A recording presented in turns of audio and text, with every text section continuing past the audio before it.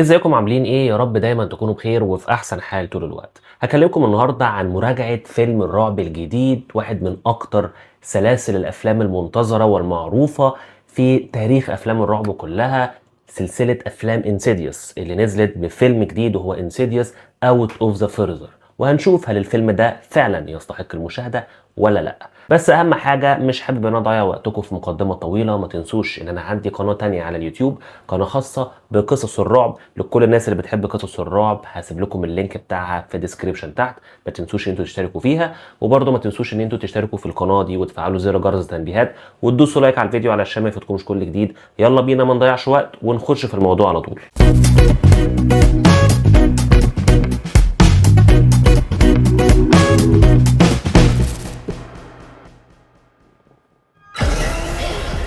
I'm scaring my daughter. I need someone to tell me how to stop this. واحدة من أشهر سلاسل أفلام الرعب اللي موجودة في العصر الحديث بتنزل بجزء سادس من السلسلة السنة دي باسم Out of the Further أو Insidious Out of the Further. الفيلم كنت داخله بتوقعات متباينة من الآراء اللي حواليا، منهم اللي شايفينه فيلم مقبول أو عادي يمشي حاله، تتشاف مرة واحدة أو حاجة، وفي ناس تانية طالعين بالفيلم يعني السما حرفيا، بيقولوا واحد من أفضل السلاسل اللي موجودة في السلسلة كلها. لكن من رأيي المتواضع ان الفيلم اضمن لكم ان هو هيرجع بمستوى كويس او فيلم هيعجبكم جدا، وخصوصا بعد الهبوط الشديد لمستوى السلسلة في الجزئين الاخر. لا هنا اكيد يعني الفيلم ده افضل بكتير من الجزئين اللي فاتوا. الفيلم هنا بيقفل تماما الصفحة وراء عائلة لامبرت، يعني خلاص القصة بتاعتهم انتهت واتقفلت، وهنا بنتكلم عن عائلة جديدة. القصة بتبدأ بمشاهد فلاش باك بتأسس للماضي، فلاش باك من التسعينات بتأسس للماضي وبتركز على جينا، وهي أم شغالة طبيبة أسنان عايشة وبتربي بنتها. وهنا على عكس الأجزاء السابقة اللي كان الدخول فيها لعالم الأرواح بيتم عبر الإسقاط النجمي لإنقاذ شخص وبعد كده الخروج وبيتعامل مع الشياطين اللي بتفضل محبوسة جوه، لا هنا القاعدة بتتكسر.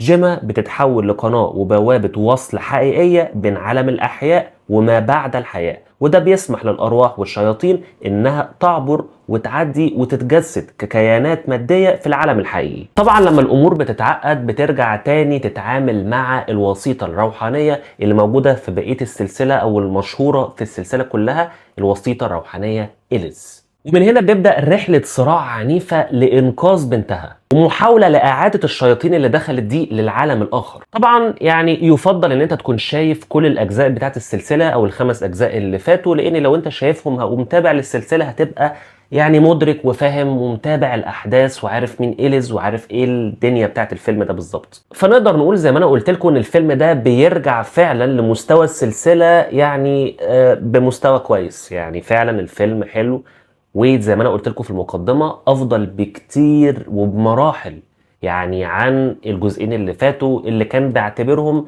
من اضعف اجزاء السلسله. يعني انا بالنسبه لي افضل جزء في السلسله ويظل افضل جزء في السلسله هو الجزء الاول، يليه الجزء الثاني، بعد كده الجزء اللي احنا بنتكلم عليه النهارده ده. خصوصا اول جزء في السلسله اللي يعني يعتبر من الافلام الريواتشبل، يعني انا مستعد اشوفه مره واثنين وثلاثه ومش هزهق منه، على عكس بقيه اجزاء السلسله اللي لما تيجي تشوفها مره مش ما اعتقدش ان انت يعني هتحب ان انت تشوفها تاني. يعني انا بالنسبه لي مثلا في فعلا الاجزاء اللي فاتت دي كنت بالرغم ان هي اجزاء حديثه، الجزئين اللي فاتوا بالرغم ان هم اجزاء حديثه انا فعلا كنت ناسيهم تماما. يعني انا برضو حبيت ان انا اشوف الاجزاء اللي فاتت قبل ما ادخل واشوف الجزء ده، ولكن من الافلام اللي فعلا كانت معلقه في الذاكره عندي هو الجزء الاول. عشان كده بقول لكم الفيلم بتاع الجزء الاول ده من افضل الاجزاء اللي موجوده في السلسله او افضل جزء موجود في السلسله فعلا، على عكس وعلى نقيض تماما من الجزئين اللي فاتوا اللي كانوا منسيين تماما بالرغم ان هم يعني من احدث اجزاء السلسله. عشان كده من ناحيه القصه لو انت شفت افلام انسيديوس اللي فاتت هتلاحظ ان الفيلم ماشي على فورمولا قريبه منهم شويه مع بعض الاختلافات البسيطه. الايجابيات بالنسبه لي هي التجدد وكسر الروتين، يعني انت تقفل سلسله عائله لامبرت وتخش في عائله جديده كانت خطوه تسويقيه حلوه فعلا. يعني ان انت حاجه من نوع ما من التجديد، ان انت تشوف حاجه جديده وعائله جديده واحداث جديده، ففعلا كنا محتاجين نشوف حاجه زي كده. الفيلم برضو بيعمل حاجه مميزه وجميله جدا بالنسبه لي، ان هو جمع لك كل الفيلنز او كل الشياطين والشخصيات الشريره اللي موجوده في الاجزاء اللي فاتت وحطهم لك في الجزء ده، زي الشيطان الاحمر والشيطان اللي هو كان دميه او عروسه او لعبه او كده. كل دول خرجوا وجم في الجزء ده، فكانت فعلا حاجة فيها نوع ما من النوستالجيا كده. هتحس ان انت كده بتفتكر وبتجمع كل اجزاء السلسلة، بالاضافة الى تقديم شخصية شريرة او ده الفيلن او القائد الكبير بتاعهم، كان متقدمة فعلا من اروع ما يكون. بداية السيناريو كانت هادية الى حد ما وماشية بعناية في بناء التوتر والعلاقة بين الام وبنتها وماضيهم بدون اي ملل.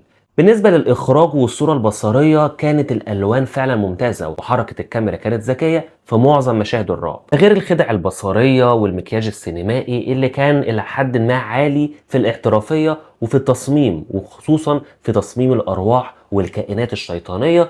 ويعني تقدر تقول ان هي كانت بميزانيه انتاجيه مناسبه ومتقنه. في برضو مشهد من افضل المشاهد الرعب اللي شفتها، وهو المشهد اللي كان موجود في مكان ضيق. لو انت بتخاف من الاماكن الضيقه او عندك فوبيا من الاماكن الضيقه، فعلا المشهد ده كفيل يخليك قاعد على اعصابك وقاعد متوتر طول الوقت. على لحظات جامب سكيرز قويه متنفذه بذكاء جدا في الفيلم. غير برضو الموسيقى التصويريه كانت موفقه بنسبه تقول من 70 ل 80%، مع استغلال عبقري للحظات الصمت اللي كانت فعلا عملت لنا جو مرعب جدا وموتر جدا، اقوى من المؤثرات العاليه. غير ان التمثيل معظم الممثلين قدموا اداء تمثيلي حلو جدا، وخصوصا البطله بتاعتنا جيما في معظم المشاهد بتاعتها اللي قدمتها في الرعب والفزع والتوتر كانت فعلا متنفذه بطريقه حلوه جدا. Those are not dreams, gentlemen.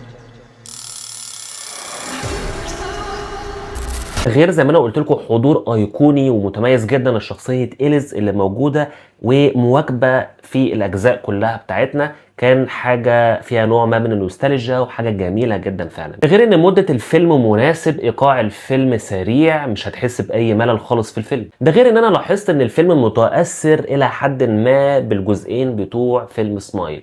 يعني هتشوف في مشاهد كده فيها شخصيات كبيره في السن او شخصيات معينه بيضحكوا وبيبتسموا بطريقه عشوائيه، ما بتبقاش فاهم ليه، يعني حاجه غير منطقيه تماما.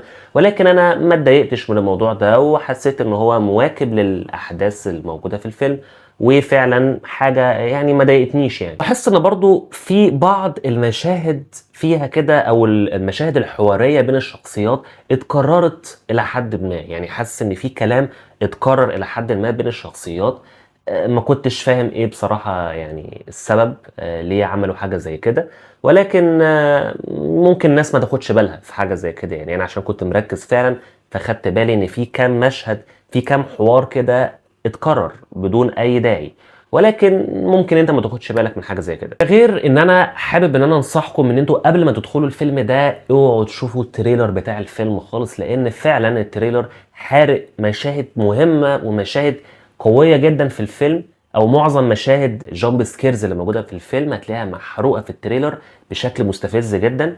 بصفه عامه يعني انت لما تيجي تدخل اي فيلم او تشوف اي فيلم في السينما، حاول ان انت ما تشوفش التريلر قبل ما تشوف الفيلم، لان فعلا في اوقات كتيره جدا لما بشوف التريلر بلاقي في فعلا احداث مهمه وحاجات مهمه محروقه لي في الفيلم، فيفضل ان انت ما تشوفش التريلر. الناس طبعا اللي عندهم فوبيا من دكاتره السنان، الفيلم ده هيخليه عندكم فوبيا اكتر من الاول فعلا. يعني مش حابب احرق واقول ليه، ولكن فعلا يعني الناس اللي شافت الفيلم هتفهم انا قصدي ايه كويس. بالنسبه لي يظل فيلم انسيديوس 2010 اللي هو الجزء الاول من سلسله افلام انسيديوس هو افضل جزء اتعمل في السلسله كلها، زي ما انا قلت لكم يليه الجزء الثاني، بعد كده الجزء اللي احنا بنتكلم عليه النهارده اللي هو اوت اوف ذا فورذر، ويظل طبعا الجزئين اللي فاتوا أسوأ أجزاء في السلسلة. فيعني أنا شايف إن الفيلم تقييمه بالنسبة لي هو 7/10.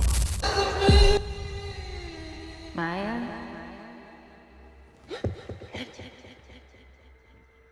Maya? وبس كده دي تكون حلقتنا، اتمنى ان هي تكون عجبتكم. ما تنسوش ان انتوا تشوفوا الفيلم وتقولوا لي رايكم، هل عجبكم ولا لا، وبتتفقوا معايا ولا لا. وايه بالنسبه لكم افضل جزء اتعمل في السلسله لحد دلوقتي. ما تنسوش تشتركوا في قناه اليوتيوب التانية الخاصه بقصص الرعب، وطبعا ما تنسوش تشتركوا في القناه هنا وتفعلوا زر جرس التنبيهات وتدوسوا لايك على الفيديو علشان ما يفوتكمش كل جديد. كان معاكم محمد العايدي في قناه فيلم على الرايق. سلام عليكم.